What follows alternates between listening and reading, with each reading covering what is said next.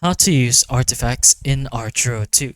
So, artifacts should be available directly here in collectible work. It can be unlocked once you play enough matches or games, or pretty much just completing the islands where you unlock the actual collectible section.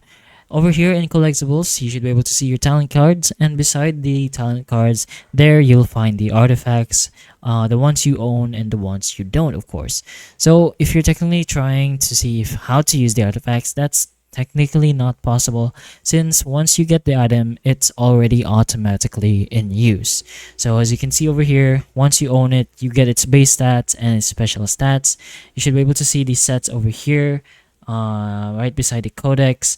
If you have the set, then of course you get more set base stats that can be active. So of course you're gonna have to get this set together to actually get the benefits of the artifacts. As you can see, it will say active depending on the star level of the set and the individuality of your equipment or artifacts.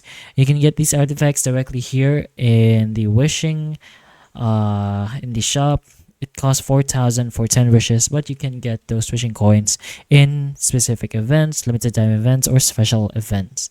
And other than the wishing coins, you can directly get artifact fragments as well, or the whole artifact in events that is available all around Archero 2.